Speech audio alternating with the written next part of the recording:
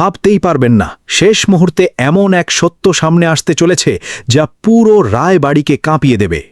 নিজের পিঠ বাঁচাতে অবশেষে মুখ খুলবে এশা, আর তার এক স্বীকারোক্তিতেই ফেঁসে যাবে ঝুমকি। এতদিন যে ছুটিকে সবাই চোর ভেবেছিল, সেই ছুটি কি এবার নিজের নির্দোষিতা প্রমাণ করবে? পুলিশের তদন্তে কি বেরিয়ে আসবে আসল অপরাধীর নাম? আর সবচেয়ে বড় প্রশ্ন, এতদিন ধরে যে ষড়যন্ত্র গোপনে চলছিল তার পর্দা কি আজই ফাঁস হতে চলেছে? তাই শেষ পর্যন্ত ভিডিওটি অবশ্যই দেখুন, কারণ আজকের পর্বে রয়েছে একের পর এক চমক দেওয়া মোড়।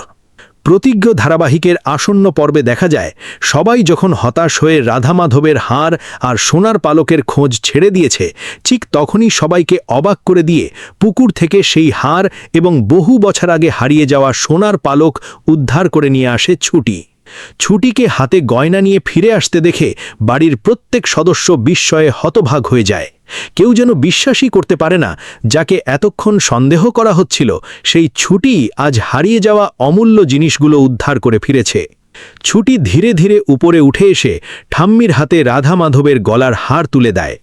এরপর আরেকটি ছোট্ট জিনিস বাড়িয়ে দিয়ে বলে, ঠাম্মি, এই পালকটাও আমি ওই পুকুরেই পেয়েছি। পালকটি হাতে নিয়ে ঠাম্মি যেন মুহূর্তেই অতীতে ফিরে যান। কাঁপা গলায় তিনি বলেন, এটা তো সেই সোনার পালক যেটা পরী হারিয়ে যাওয়ার বছর থেকেই আর খুঁজে পাওয়া যায়নি। এত বছর পরে এটা আবার ফিরে এলো কিভাবে? ঠাম্মির চোখ ভিজে ওঠে। অন্যদিকে অভিও গভীর চিন্তায় পড়ে যায়। তার মনে পড়ে যায়, সত্যিই তো পরী হারিয়ে যাওয়ার দিন থেকেই এই পালকটিও নিখোঁজ ছিল, আর আজ ছুটির হাত ধরেই সেটি আবার ফিরে এসেছে। এটা কি শুধুই কাকতালীয়, নাকি এর পেছনে লুকিয়ে আছে আরও বড় কোনো রহস্য? ঠাম্মি গয়নাগুলো বুকে জড়িয়ে ধরে আবেগে চোখের জল ফেলতে থাকেন। কিন্তু ঠিক তখনই ইন্দ্র একটি গুরুত্বপূর্ণ প্রশ্ন তোলে। সে বলে, সবই তো বুঝলাম, কিন্তু এই হারটা পুকুরে ফেলল কে? আসল অপরাধীকে না ধরলে তো রহস্যের সমাধান হবে না। ইন্দ্রের কথাতেই যেন নতুন করে উত্তেজনা ছড়িয়ে পড়ে। অভিরও তখন আর কোনো সন্দেহ থাকে না। সে বুঝে যায় এর পেছনে নিশ্চয়ই ঝুমকির হাত রয়েছে। তাই আর এক মুহূর্ত দেরি না করে সে অভিকে বলে, এখনই পুলিশকে ফোন করো, পুলিশ না এলে আসল চোরকে ধরা যাবে না। ইন্দ্র সঙ্গে সঙ্গে ফোন করে, আর কিছুক্ষণের মধ্যেই পুলিশ রায়বাড়িতে পৌঁছে যায়। পুলিশ আসছে শুনেই ঝুমকির মুখের রং পাল্টে যায়।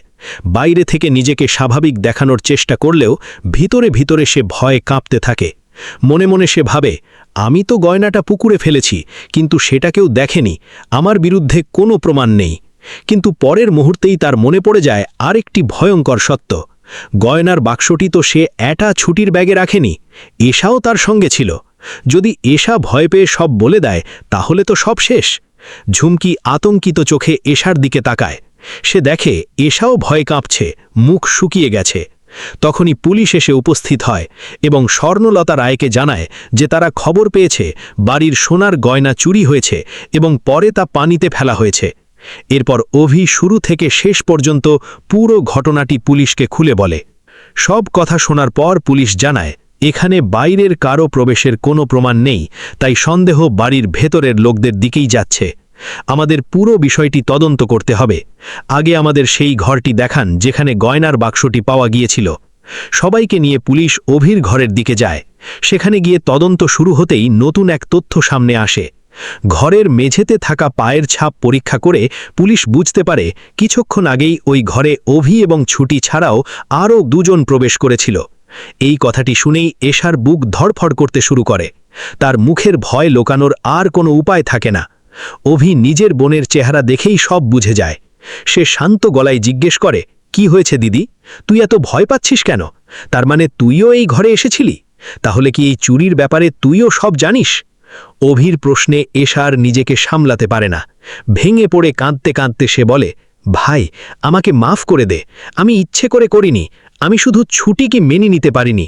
আমার কাছে পরীর জায়গায় অন্য কাউকে দেখা অসম্ভব ছিল, তাই ভুল করেছি। কিন্তু অভি এবার কঠোর হয়ে যায়। সে বলে, এই কারণেই তুই নির্দোষ একটা মেয়েকে চোর বানাতে চেয়েছিস? ঝুমকির সঙ্গে হাত মিলিয়ে এত বড় ষড়যন্ত্র করেছিস? পুলিশ সবই জেনে যাবে। তোর পায়ের ছাপও ওখানে রয়েছে, তাই এখনই সবার সামনে সত্যিটা বলে দে।